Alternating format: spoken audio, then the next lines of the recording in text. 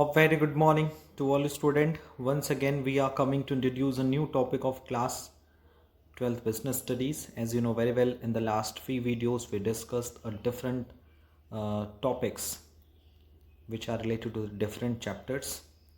And especially, I want to convey the important things related to today's topic. That is, we are discussing about the case studies from the different chapter. You know very well, if we are talking about the total chapter of our syllabus, so it include the nature and significance of management, principle of management, principle planning, organizing, staffing, directing, controlling, as well as the business environment are covered under the part A. And in the part B, we are discussing about the financial market, financial management, marketing, which is also known as marketing management, and the consumer protection.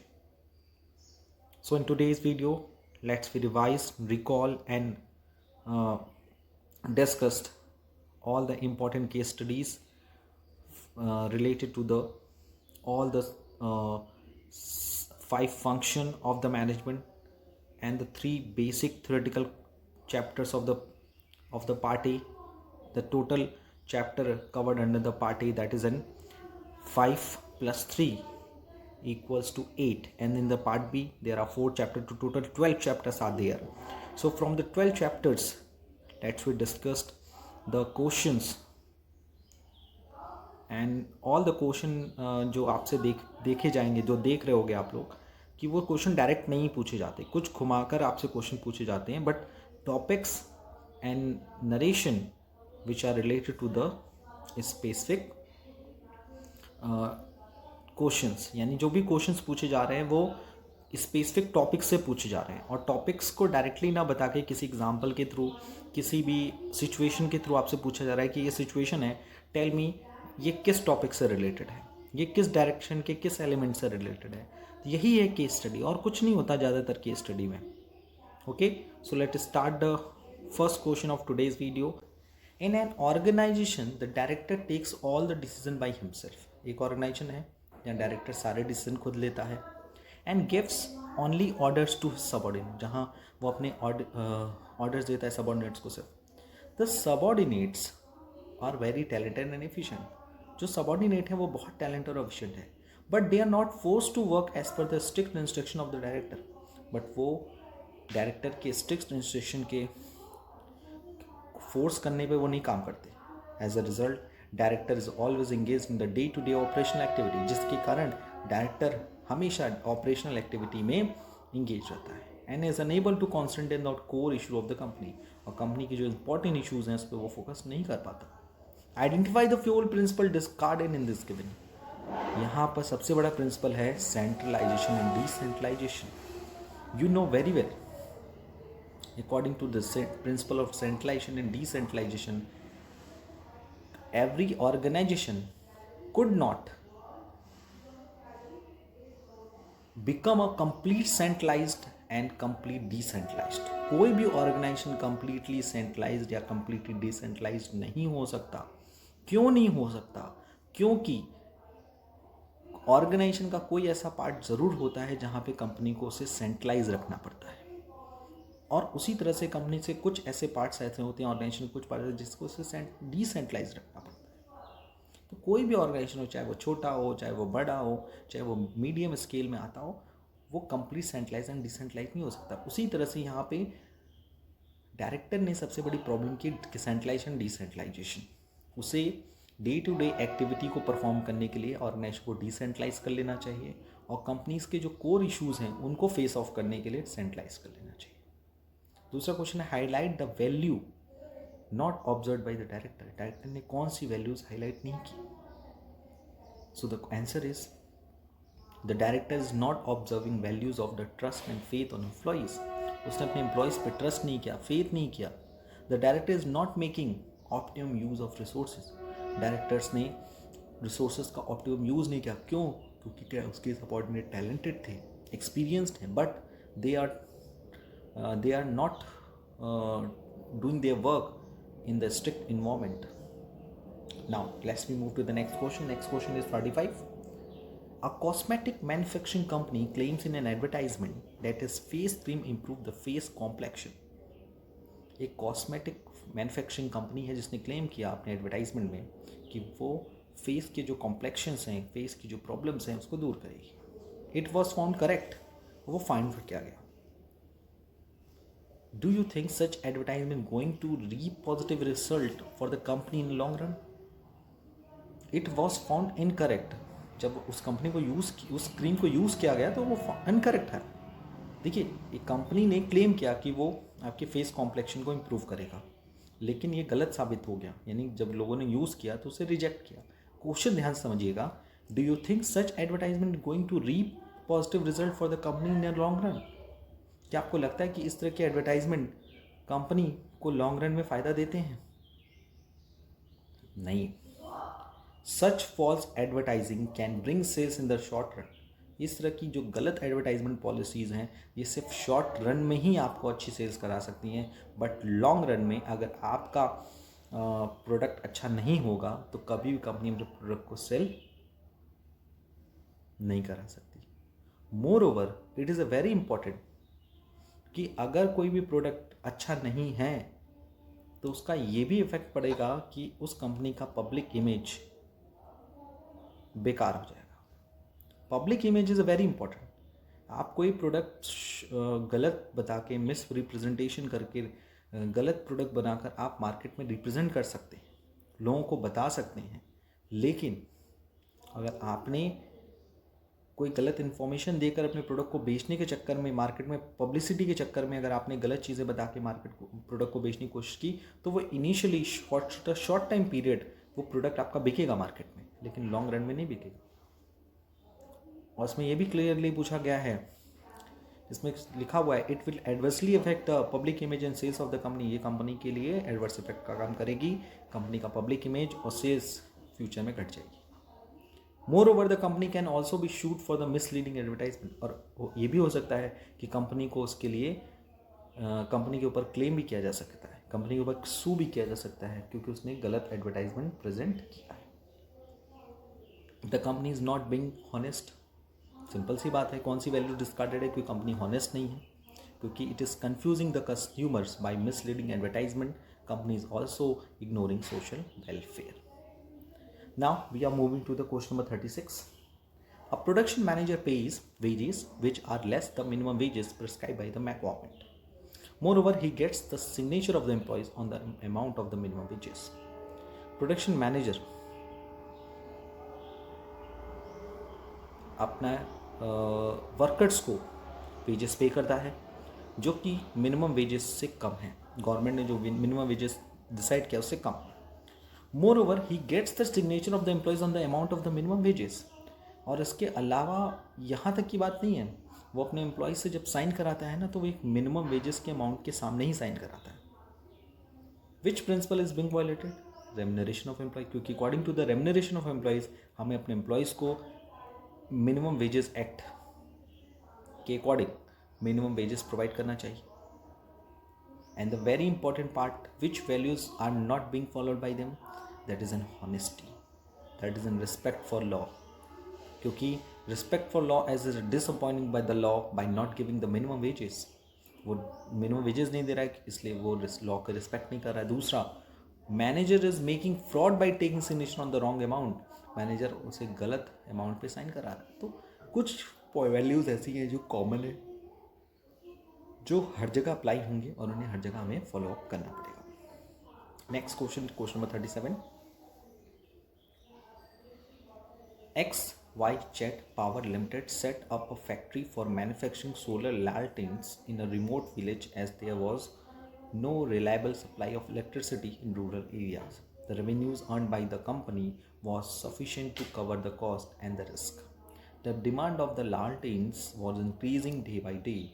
So the company decided to increase production to generate higher sales.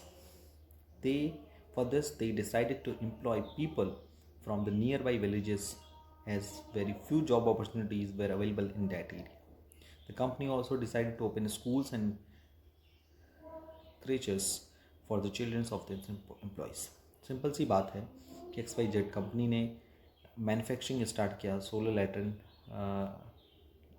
Latrines in the remote village as there was no reliable supply of electricity in rural area lanterns and revenue जो earn होगी, हाँ, revenue earn by the company was sufficient to the cover the cost and risk, जो sufficient है उसका cost और risk bear करेंगे। And उसकी demand day by day बढ़ गई और उसका प्रोडक्शन बढ़ा गया, सेल्स बढ़ी। फिर कंपनी ने डिसाइड किया कि वो ज़्यादा से ज़्यादा लोगों को इस प्रोडक्ट के थ्रू लोगों को जोड़ेगी ताकि लोग ज़्यादा से ज़्यादा प्रोडक्ट को खरीदें। इसमें सिंपल सा पूछा गया, identify and explain the objective of management discuss above. इस पैराग्राफ में कौन सा मैनेजमेंट का ऑब्जेक्टिव अचीव हुआ है? सिंपल सा है, organizational objective. This refers to the utilization of human and material resources considering the investors or interest of the all stakeholders। में सबसे इम्पोर्टेंट बात है कि इस वर्क से कंपनी ने रिसोर्सेज का प्रॉपर यूटिलाइजेशन किया गया है। सोशल ऑब्जेक्टिव्स क्या हैं? This refers to the creation of benefits of the various constituent of the society, यानी इससे कंपनी ने कई तरह की सोशल वेलफेयर का भी काम किया है। कौन कौन सी वैल्यूज़ यहाँ फुलफिल हुई हैं? एम्प्लॉयमेंट प्रोवाइड किया गया है, बैकवर्ड रीजन्स के डेवलपमेंट हुआ है, बेसिक एमिनिटीज़ प्रोवाइड की गई एम्प्लॉयज़ को और इन्वायरमेंट को प्रोटेक्ट किया गया है। सो ये कुछ आंसर्स हैं, कुछ इंपॉर्टेंट क्वेश्चंस हैं जिनको हम लोगों ने आज डिस्कस किया है और इस तरह के क्वेश्चंस आपको एग्जामिनेशंस में देखने को मिलेंगे। जैसे यही क्वेश्चन नंबर आपका 37 है, it is a very important question because ये क्वेश्चन ऑलरेडी आपके बोर्ड एग्ज़ाम 2014 में आ चुका है और ये क्वेश्चन ऑब्जेक्टिव को कंप्लीट करता है, मैनेजमेंट ऑब्जेक्टिव। क्योंकि दो ऑब्जेक्टिव होते हैं, personal objective, social objective and organizational objective. Organizational objective तो हो ही रहा है क्योंकि प्रोडक्शन बढ़ रहा है, सेल्स बढ़ रहा है। सोशल ऑब्जेक्टिव क्या रहा है? सोसाइटी का वेलफेयर हो रहा है, एम्प्लॉयमेंट जनरेशन हो रहा है, ठीक है, सोसाइटी डेवलप हो रही है एक तरह से और लोगों का लिविंग स्टैंडर्ड बढ़ रहा है। और इसके साथ ही साथ पर्सनल ऑब्जेक्टिव क्या पूरा हो रहा है? पर्सनल ऑब्जेक्टिव ये हो रहा है कि जो पर्सनल लेवल पे लोग काम कर रहे हैं उनकी जो लिविंग ऑफ स्टैंडर्ड है वो बढ़ रही है, क्योंकि पर्सन टू पर्सन अगर लिविंग स्टैंडर्ड बढ़ रहा है तभी जाकर as a whole society development करती है। ठीक है, तो ये है क्वेश्चन नंबर 37 का solution. So let's we move to the question number 38. The 38 question number is, Amit, a worker is given a target of assembling 2 computers per day. Due to his habit of doing things differently, an idea struck him which would not only reduce the assembling time of computer but would also reduce the cost of production for the computer. Rahul Senior, instead of appreciating him, ordered him to complete the task as per the method and technique decided earlier, as nothing could be changed at that stage. Question में clearly लिखा है कि अंकित एक worker है जिसे target मिला कि वो पर डे 2 कंप्यूटर से असेंबल करना है। उसकी इस हैबिट, उसकी एक बहुत ही अच्छी हैबिट थी कि वो हर काम को दूसरों से अलग करता था और इसलिए उसके मन में एक आइडिया आया और वो आइडिया ये कर रहा था कि जिससे कंप्यूटर का जो कॉस्ट था वो तो रिड्यूस हो ही रहा था, साथ ही साथ उसको कंप्यूटर को असेंबल करने का जो टाइम है वो भी कम होता। राहुल के सीनियर ने उसे अप्रिशिएट करने के बजाय उसको ऑर्डर दिया कि जिस मेथड या जिस टेक्निक से काम करने को तैयार हुआ गया है, जिस टेक्निक को हम फॉलो करके काम को कर रहे हैं, उसी टेक्निक और मेथड को फॉलो करके काम करना चाहिए। अब यहाँ पर सबसे बड़ा क्वेश्चन ये है, the above para describe one of the limitation of the planning function. As you can see that यहाँ पे एक बहुत बड़ा प्लानिंग फंक्शन के लिमिटेशन बताए गए हैं, because you know very well planning process is a rigid in nature. Planning cannot be changed according to our facility because it is not flexible, it is rigid in nature. That's why planning function की सबसे बड़ी यहाँ पे limitation है वो ये है, there is a plan limitation is planning is reduce creativity. Planning creativity को रिड्यूस करता है। अगर हमने एक बार प्लान कर लिया and after creating the plan, after formulating the plan, अगर प्लान में कोई ड्रॉबैक्स हैं या उससे कोई बेटर प्लान है तो आफ्टर इम्प्लीमेंटिंग द प्लान उस प्लान में हम ज़्यादा कुछ चेंज नहीं कर पाते क्योंकि प्लान क्रिएटिविटी को रिड्यूस करता है। साथ ही साथ you can see that Rahul के सीनियर को ने उसको अप्रिशिएट भी नहीं किया।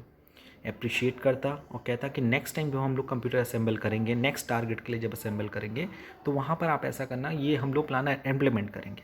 उसने उसको अप्रिशिएट भी नहीं किया। तो यहाँ दो काम हुआ, एक तो क्रिएटिविटी रिड्यूस हुई जो कि प्लानिंग की सबसे इम्पोर्टेंट लिमिटेशन है, और दूसरा यहाँ पे एक प्रिंसिपल ऑफ मैनेजमेंट भी वायलेट हुआ है। उसी से रिलेटेड क्वेश्चन है, which principal of management is being violated, that is N principle of initiative.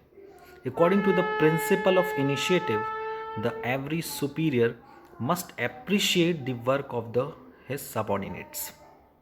Okay, so this is a question number 38. Now we are moving to the question number 39. Question number 39 is, ABC Limited is engaged in producing electricity from the domestic garbage. There is a almost equal division of work and responsibility between workers and management. The management's even tasks takes workers into confidence before taking important decisions. All the workers are satisfied as the behavior of the management is very good.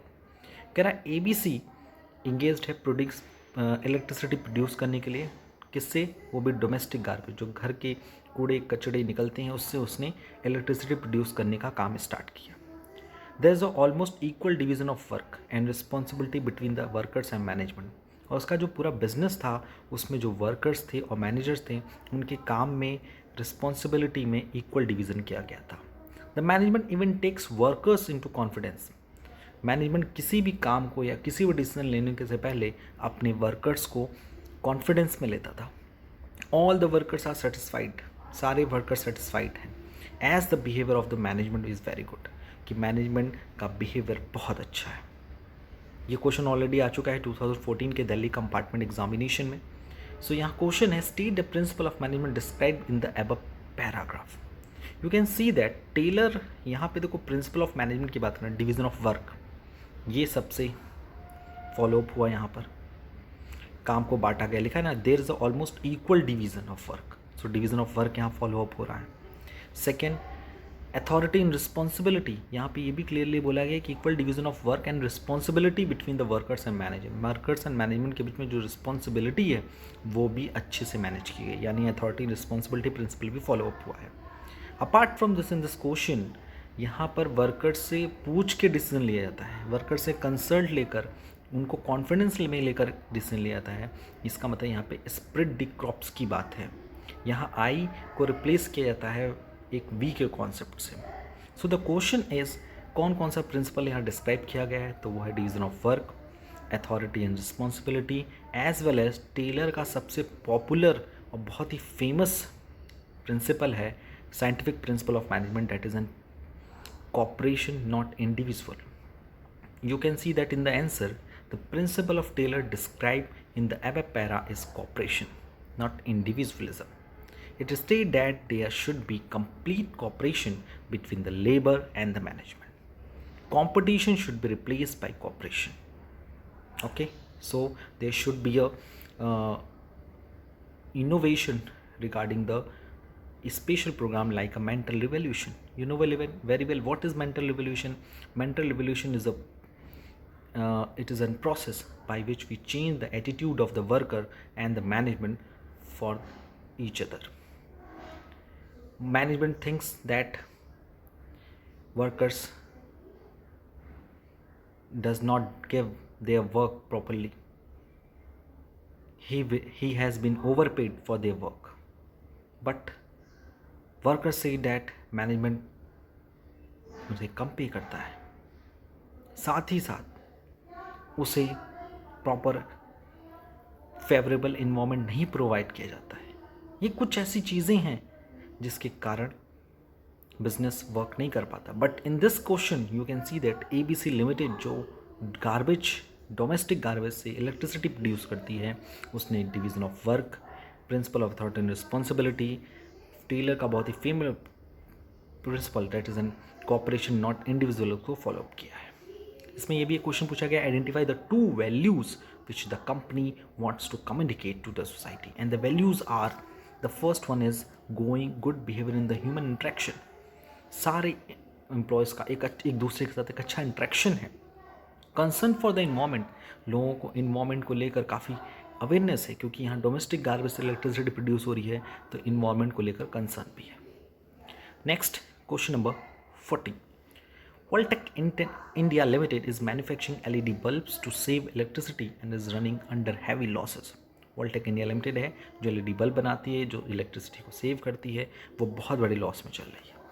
To revive from the losses, loss से revive करने के लिए the management throw of the shifting the unit of a backward area where labour is available at a low cost, यानी इस loss से को कम करने के लिए या इस लॉस से बचने के लिए मैनेजमेंट ने डिसाइड किया कि वो अपना जो प्रोडक्शन यूनिट है वो बैकवर्ड एरिया में सुटेबल वहाँ पे इस्टेब्लिश करेगी, जिससे उसे लेबर कम प्राइस में मिलेगा। The management also asked the worker to work overtime, और मैनेजमेंट ने वर्कर्स को कहा कि वो ज़्यादा काम करेंगे लेकिन उन्हें कोई एडिशनल पेमेंट नहीं मिलेगा। And promise to increase the wages of the worker for after achieving its mission, और ये भी कहा गया कि अगर उनके वेजेस को बढ़ाया जाएगा, उनको एक्स्ट्रा पैसा दिया जाएगा जब वो अपना टारगेट अचीव कर लेंगे। With in a short period the company started earning profit because both the management and worker honoured there commitment. कुछ कम समय में ही कंपनी को अच्छी प्रॉफिट होने लगी, क्योंकि मैनेजमेंट और वर्कर ने अपना काम अच्छे और ईमानदारी से किया। आप यहाँ खुद देख लो, सबसे बड़ी चीज़ है state the principle of management describe in the para. इस पैराग्राफ में कौन सा प्रिंसिपल ऑफ मैनेजमेंट है? सिंपल सा डिवीज़न ऑफ वर्क है, क्योंकि डिवीज़न ऑफ वर्क इसलिए क्योंकि लोगों ने मिल के काम किया, यूनिटी में काम किया। और साथ ही साथ इस क्वेश्चन में आप आंसर में आप देख सकते हो, इसमें सबसे बड़ी चीज़ है वो है discipline. The answer you can see that, और ये क्वेश्चन ऑलरेडी आ चुका है सीबीएसई के दिल्ली के 2014 के कंपार्टमेंट एग्जामिनेशन में। That is N the principle of management describe in the para is discipline. Discipline is the obedience the organizational rules and employment agreement which are necessary for the working of the organization। किसी भी organisation में काम करने के लिए एक proper code of conduct होता है, कुछ कमिटमेंट्स होती हैं, चाहे वो वर्कर की तरफ से हो चाहे वो एम्प्लॉयज़ की तरफ से है, सबको अपना अपना कमिटमेंट पूरा करना पड़ता है। और कमिटमेंट पूरा करने पर जो भी फ़ायदा होता है वो सिर्फ और सिर्फ कंपनी का नहीं होता है, वो वर्कर्स का भी होता है। सो ये कुछ ऐसी छोटी छोटी पॉइंट्स हैं जिन्हें हमें ध्यान रखना चाहिए। तो इसमें डिसिप्लिन भी है, क्योंकि लोगों ने, कंपनी ने अपना कमिटमेंट पूरा किया, वर्कर्स ने अपना कमिटमेंट पूरा किया, जो रूल्स बनाए गए उसको लोगों ने फॉलो किया। As well as identify any 2 values that the company wants to communicate to the society. इसमें कोई 2 वैल्यूज़ आपको बतानी है जो सोसाइटी अपनी कंपनी लोगों को कम्युनिकेट करना चाहती है। This is an concern for the environment को लेकर कंसर्न है, क्योंकि वो सेव इलेक्ट्रिसिटी पे बिलीव रखती है। इस लाइन से आप concern for the environment values को यहाँ पे आइडेंटिफाई कर सकते हैं। और development of backward region, backward region में अगर हम जाकर प्लांट एस्टेब्लिश करेंगे तो वहाँ के लोगों को एम्प्लॉयमेंट अपॉर्चुनिटी मिलेगी, वहाँ के लोगों को जब एम्प्लॉयमेंट अपॉर्चुनिटी मिलेगी तो लोगों का जो लिविंग स्टैंडर्ड है वो बढ़ेगा। Okay, so let's we move to the next question. Number 41, question number 41 is Crackers Limited, a firecracker manufacturing company, launched some new product on eve of Delhi which attract many buyers. To meet the increased demand, the company employed children from nearby villages. Although the product was in great demand, appropriate safety warning for use were not mentioned on the package that led to many accidents. Crackers Limited नाम से ही clear है कि crackers selling का काम करती होगी, उसको manufacture करती होगी। उसने कुछ नए प्रोडक्ट्स दिवाली के पहले लॉन्च किए ताकि मैनी बायर्स उसको देखकर अट्रैक्ट हो। डिमांड इंक्रीज़ होने पे कंपनी ने चिल्ड्रंस को भी नियर बाई विलेज से एम्प्लॉय किया, यानी चिल्ड्रंस को भी काम पे रखा, जो कि according to labour law prohibited है हमारी कंट्री में। Although the product was in great demand, जबकि उसके प्रोडक्ट का अच्छा डिमांड था मार्केट में। Appropriate safety warning for the use were not mentioned on the package, और साथ ही साथ उस प्रोडक्ट पे जो सेफ्टी वार्निंग होनी चाहिए वो भी नहीं on the packet, that led to many accident, जिससे कई सारे एक्सीडेंट हुए। ये क्वेश्चन ऑलरेडी 2014 के सीबीएसई दिल्ली रीजन में आ चुका है। So the question of this paragraph related to this paragraph is identify and explain the important product related decision that was not taken into consideration by the company। आपको बताना है product decision से related कौन सा एक important factor इस paragraph से missing है या इस डिसीजन से मिसिंग है। You know very well They are basically four component of the product mix, of the marketing mix, that is in product mix, place mix, price mix, and promotion mix. In the product mix, you know very well, we are talking about the branding, labeling, packaging of the product. So if any product does not contain any kind of the statutory warning which are compulsory on the product, on the specific product, like a tobacco product, liquor product, like a crackers जो हमारी life के लिए danger हो सकते हैं, electricity products पे भी जहाँ से ज़्यादा प्रॉब्लम्स हो सकती है, जिस पार्ट से या जिस पार्ट को टच करने से हमें इलेक्ट्रिसिटी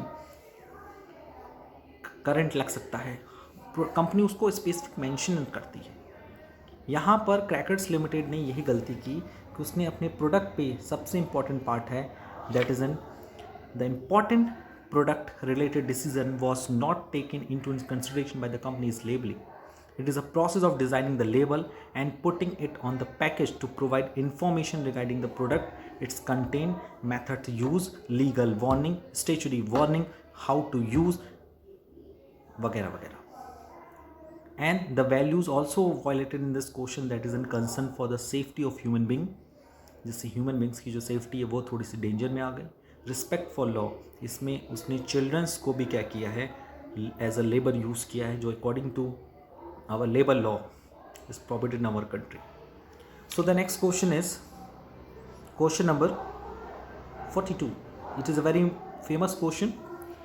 आपका विद्यालय believes in holistic development of students and encourage team building through a mix curricular, co-curricular and sports activity. On its founder's day, a stage performance had to be put up. A committee of 10 perfect were constituted to plan different aspects of the function. They all decided to use recycled paper for decoration. There was a spirit of unity and harmony, and all the members supported each other.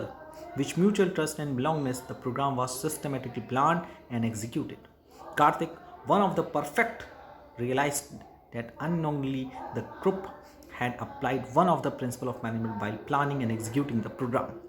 He was so inspired by the service success of the function that he asked his father to apply the same principle in his business. His father replied that he was already using this principle.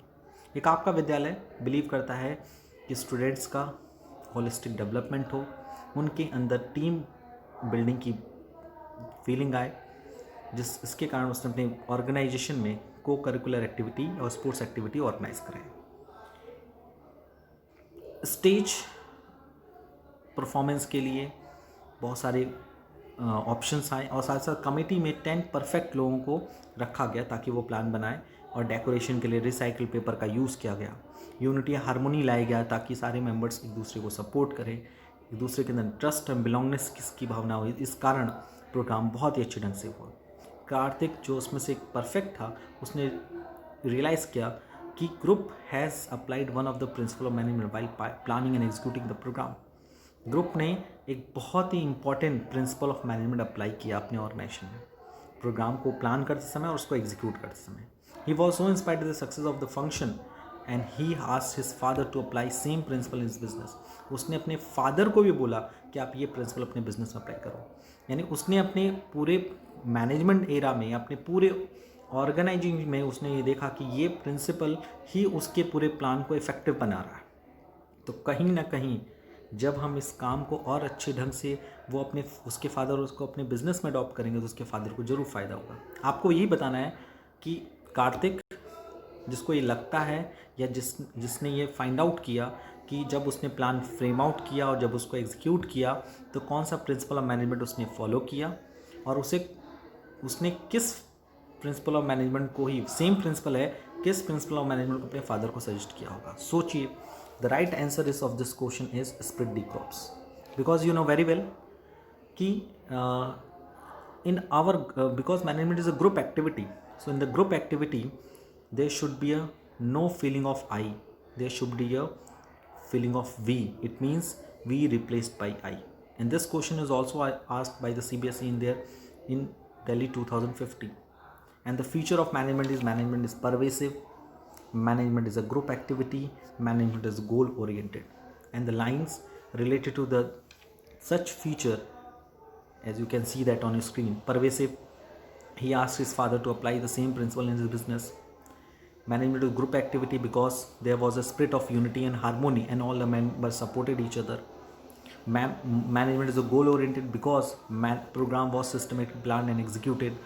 Management is a multidimensional because the program was systematically planned and executed, as well as there was a unity, spirit of unity and harmony, and all the members supported each other. Because you know very well, multidimensional means the management of work, people and operation, as well as management is intangible because वहाँ पे mutual trust and बिलोंगनेस की बात हो रही है. So you can see that इस पूरे paragraph में आपको मैनेजमेंट, प्रिंसिपल ऑफ मैनेजमेंट का सबसे important principle that is split the crops find out कर मिल रहा है, जो कि कार्तिक ने अपने फादर को सजेस्ट किया. इसके अलावा इस क्वेश्चन में, इस पूरे पैराग्राफ में मैनेजमेंट की जितने भी मोस्ट ऑफ द फीचर्स हैं वो देखने को मिले, जैसे pervasive, group activity, goal oriented, multi dimensional and management is intangible. Okay, so आज के इस वीडियो में इतने ही क्वेश्चंस. नेक्स्ट वीडियो में हम लोग डिस्कस करेंगे कुछ और क्वेश्चंस के साथ. तो thank you, thanks a lot.